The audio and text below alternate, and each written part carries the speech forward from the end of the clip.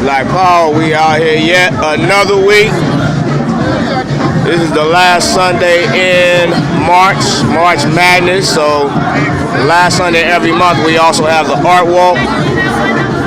So we got a few different things happening right here in Kamathi Park in Africa Town today.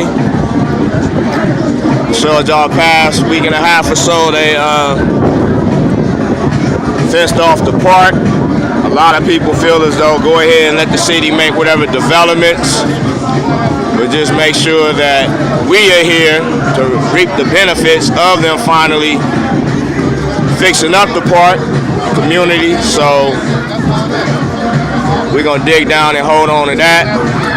But just a few updates as to a few things that happened. I was actually about to give an update on the Chesapeake situation. You mind explaining what played out in court last week? Well, one of the things that, they say it's a win-win situation. There was a couple of issues that was at stake with the preliminary injunction. One about the fence all the way around the Chesapeake Apartments. And so the judge ruled that there would not be a fence placed on the rodeo side. So the side along Rodeo Lane, there would not be a fence put up there. So there was a big argument about that. The city wanted it, but the judge shot that through. Also, they had some provisions in which they had a new, what they call house rules. And what was included in the house rules was that if you got a visitor, then that visitor would have to come to the office, sign up, register, have an ID, tell them exactly who you're going to see, blah, blah. And so, the judge said that's too draconian, and so he just dismissed that whole section. And so things are supposed to be as it was. There was, as a result of the fence not going all the way around the property, they're going to have 2 security guards there at all times, but they won't be armed at this time. So, excuse me 1 second. Hey, Trey, don't use that, please. So, there's some positive things that has come out of the preliminary injunction. The judge says basically that, y'all can fight it out in the trial thing. So what we're going to do basically is that, the African Town Coalition has been in communication with the residents as well as other organizing parties.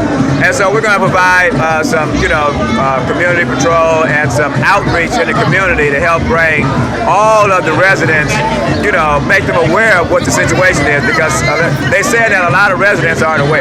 So there's also a language disparity as well between the Mexicans and English, because a lot of them don't even know what's going on as well. But the first eviction has taken place. Unfortunately, the brother that was evicted had a heart attack shortly afterwards. He's doing well, I understand. And so this is taking a toll on people's, physical life, and actually some people it's like a threatening situation, to them. So that's pretty much the update that I have. We're going to stay on it. And, one of the things that I realized too is that Mike Fearer, which is the city attorney, has like 168 injunctions like this against communities throughout South Central. So we got to wake up to see the tools that they're using. They can't use just gang injunctions anymore. So what they're doing is that they're filing lawsuits against a property owner for I'm forgetting the exact wording, but it's like a security threat. You're a threat to the community and so forth. All right. Stepward Price African Town Coalition. That's my update. All right. So again, that's the Chesapeake Apartments, where 1,000 residents are looking at being forced out of their homes.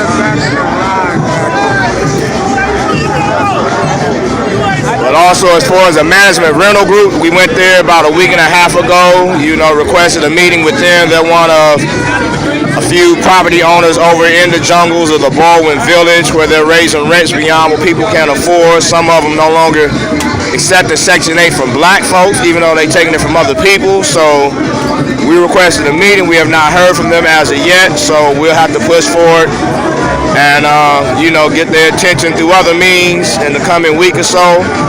Also, this past week, we've been asking for the community to help one of our sisters who's at risk of losing her home, Sister Stacy Quentin. I personally known her since either middle school, if not elementary, but she's been very active in the community as far as supporting black businesses, as far as honoring the boycotts we've been having for the past several years, but also very supportive of her family. So we asking all who can to go ahead and go to her GoFundMe, and let's start coming together to save some of our brothers and sisters who are at risk of losing their homes.